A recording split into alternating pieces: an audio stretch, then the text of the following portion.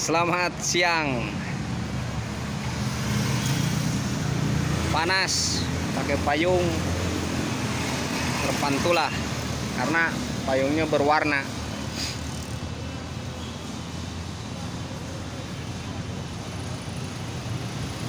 Tindak tanduk manusia atau perilaku manusia sedikit banyaknya dipengaruhi pikiran alam bawah sadar.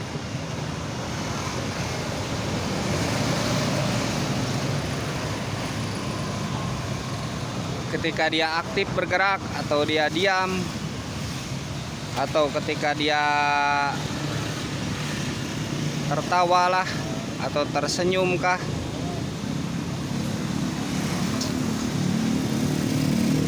atau ketika dia berbuat atau tidak berbuat, atau berbuat dengan ekstrim, atau ketika dia berbuat defensif.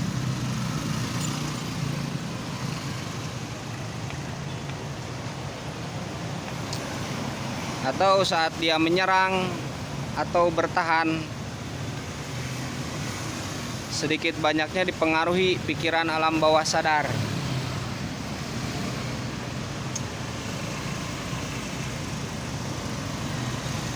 Dan itu kita mengenalnya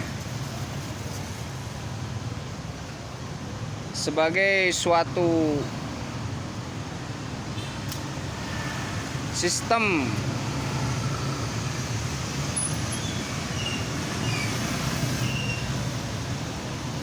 yang ikut mengatur langkah perbuatan manusia di dalam diri manusia itu sendiri.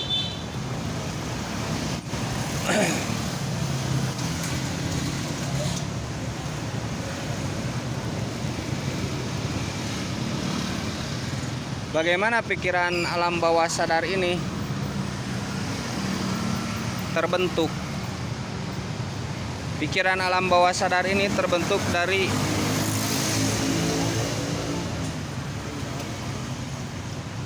masa kecil,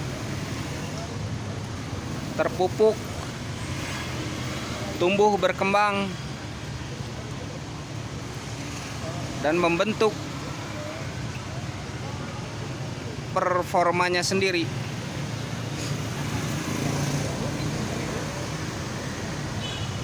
Dia seolah memiliki kekuatan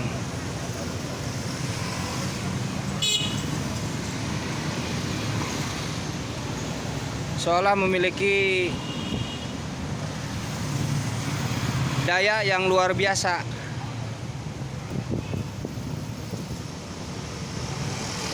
yang memang sulit ditangkal jika tidak terlatih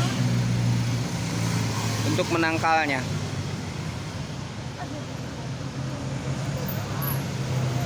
Pikiran alam bawah sadar ini kita ibaratkan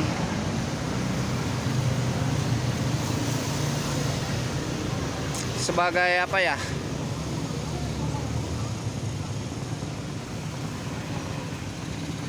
Sebagai gedung yang terlihat dari jauh tuh.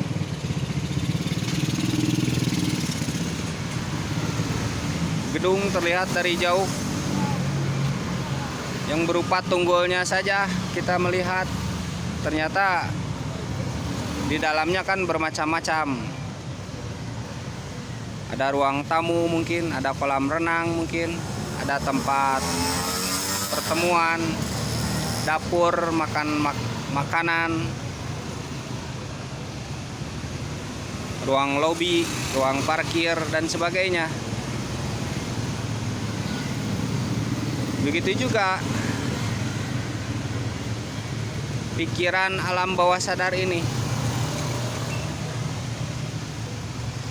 Dan ini dibangun oleh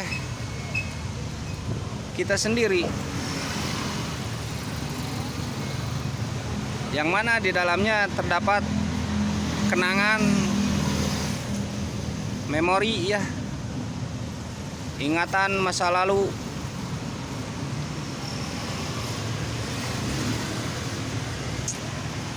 Serapan berbagai peristiwa.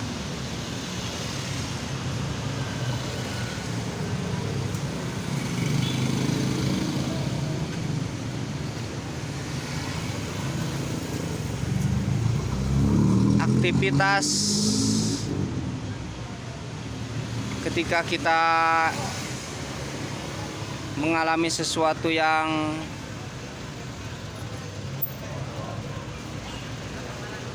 buruk,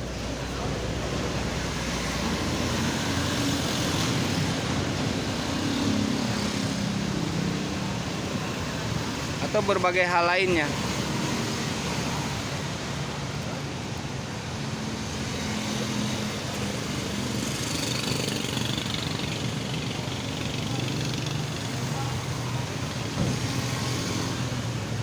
Insting, naluri, keinginan yang kuat,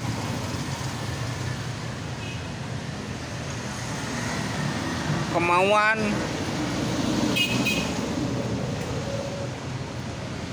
bahkan ketidaksiapan kita membentuk pikiran alam bawah sadar di dalam diri kita.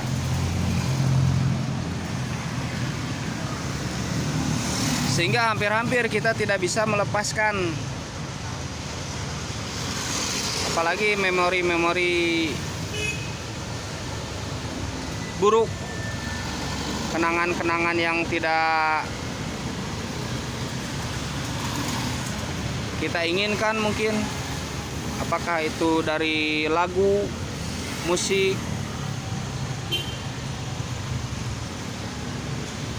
apakah dari suatu visioner, dari suatu pandangan, penglihatan, atau pendengaran. Dan ini sangat memengaruhi perilaku, sikap seseorang yang hampir-hampir sulit diatasi.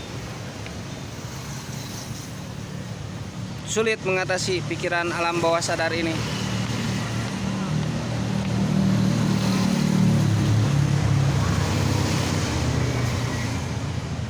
Lalu bagaimana cara mengatasinya? Kemungkinan yang saya alami cara mengatasi pikiran alam bawah sadar ini dalam arti ketidaksadaran untuk melakukan sesuatu.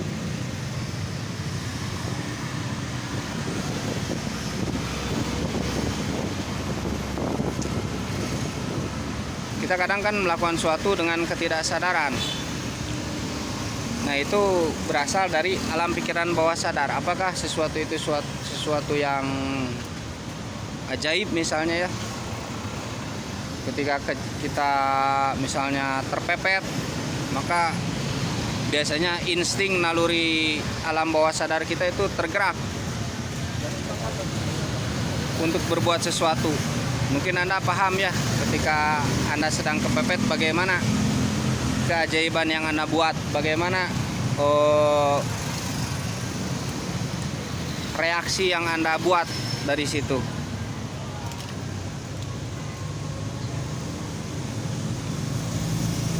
Nah, alam bawah sadar ini jika mengancam perilaku kita atau mengancam diri kita, ini sangat berbahaya.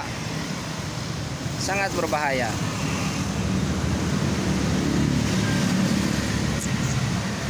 Bagaimana bahayanya? Mungkin Anda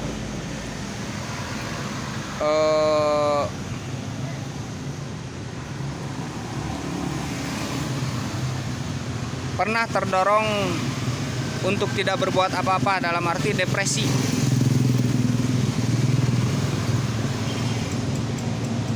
Dan Anda hanya bisa diam, termenung, atau bahkan menyiksa diri. Nah, ini bahayanya dari situ.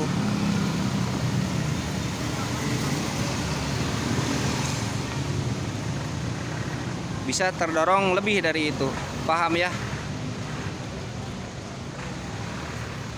Nah, untuk mengatasi hal tersebut, maka seorang manusia memerlukan yang pertama itu adalah dia mesti melakukan terapi bagi dirinya sendiri. Terapi bagi dirinya sendiri.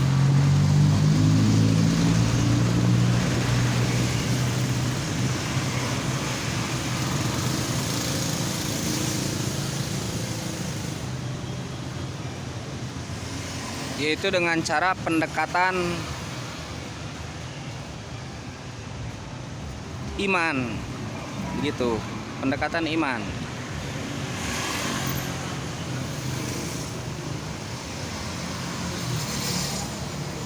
Dalam arti luas ya, seluas-luasnya. Mungkin di situ Anda akan dididik tentang kepercayaan terhadap apa-apa yang terjadi, bahwa sesuatu itu sudah ada yang mengaturnya, sudah ada yang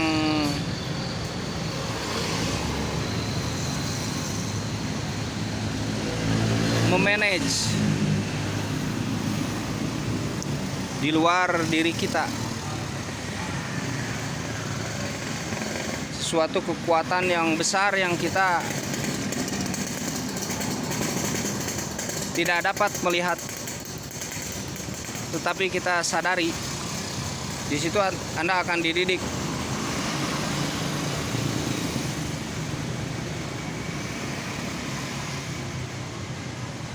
mengenai pemahaman tentang adanya yang maha kuasa,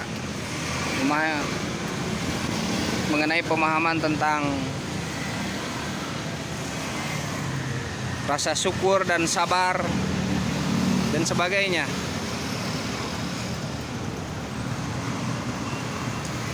Yang kedua adalah dengan pendekatan sosial.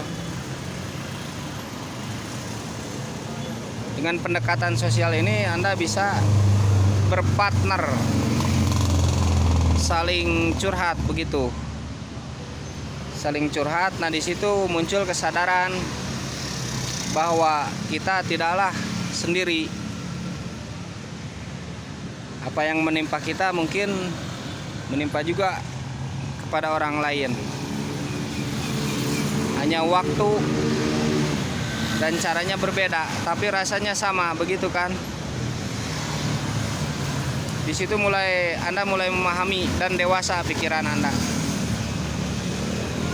bahwa Anda tidak sendiri mengalami hal tersebut. Banyak orang yang mengalami. Kemudian Anda akan berpikir bahwa sebenarnya Anda ini tidak seistimewa yang Anda rasakan, tidak seistimewa yang Anda pikirkan, karena orang lain juga ternyata sama kok dengan kita. Ada saat-saat kita tidak berdaya untuk melakukan sesuatu. Orang lain juga kok sama dengan kita. Riwayat hidupnya hampir sama. Disitulah pengalaman dan pengetahuan saling berbagi, dan akan mengikis perasaan alam bawah, pikiran alam bawah sadar kita yang mengancam diri kita. Itu akan terkikis sehingga kita akan luas menerima.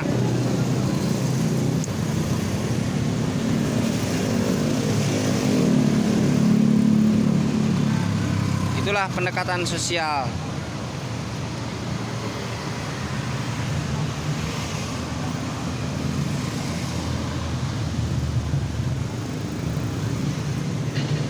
Dan kita melihat tatanan diri dalam suatu komunitas tertentu. masyarakat, tatanan masyarakat dalam suatu komunitas tertentu. Kita melihat ada kesamaan, kita melihat ada perbedaan. Di situ tambah luas lagi cara berpikir kita dan tambah dewasa lagi. Itu terapi bisa Anda jalankan. Anda bisa mencobanya dengan curhat ya kepada teman. Hanya saja temannya pilih-pilih begitu.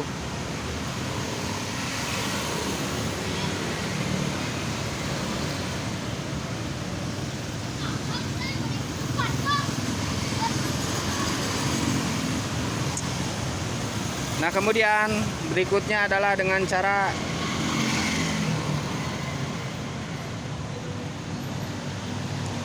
pendekatan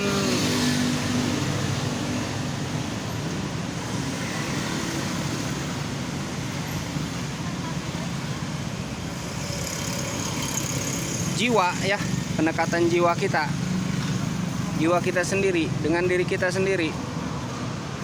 Sejauh mana kita mengenal diri kita sendiri, sejauh mana kita mengenal keinginan kita sendiri, sejauh mana kita mengenal kemauan kita sendiri, sampai mana kelemahan kita sendiri, sampai mana. Ketika Anda sadar tentang kemauan Anda, tentang keinginan Anda yang sebenarnya, dan tentang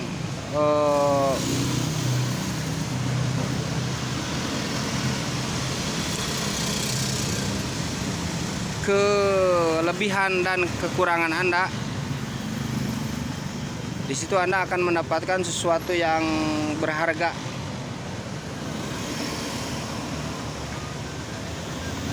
Dengan mengenal diri,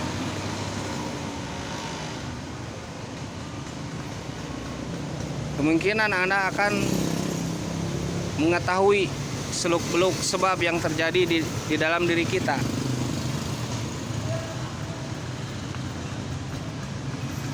Dan itu akan bisa membuang alam pikiran bawah sadar yang mengancam, begitu. Kita bisa mengenal diri kita melalui apakah perenungan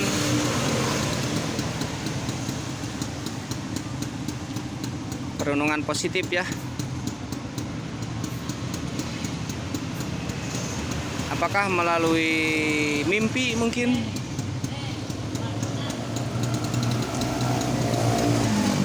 saat kita tertidur kita bermimpi,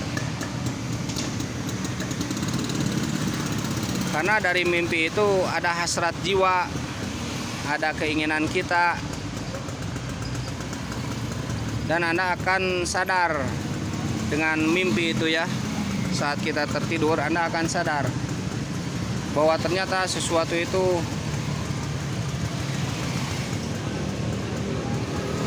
sudah ada yang mengatur dan ada masa terjadinya.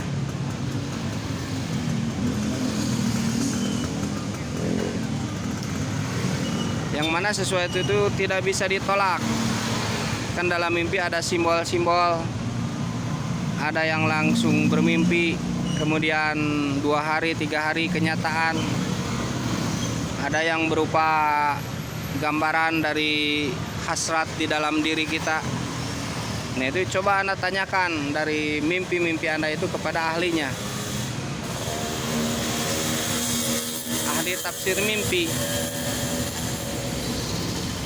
yang benar-benar. Anda mencoba mengemukakan mimpi Anda dengan sistematis, tidak terpotong-potong, baiknya ya, dengan sistematis.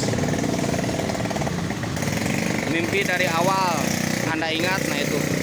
Coba mimpi yang sistematis itu yang lebih baik untuk menolak alam pikiran bawah sadar yang mengancam diri kita. Dari situ kita bertanya kepada ahli takwil mimpi, ahli tafsir mimpi tentang keadaan mimpi kita itu. dan hubungannya dengan diri kita. Nah, begitu ya. Itu sedikit tentang pikiran alam bawah sadar, mudah-mudahan dipahami ya. Kalau ada salah kata saya minta maaf. Selamat siang, semoga sehat selalu, bahagia, dan jangan lupa tersenyum.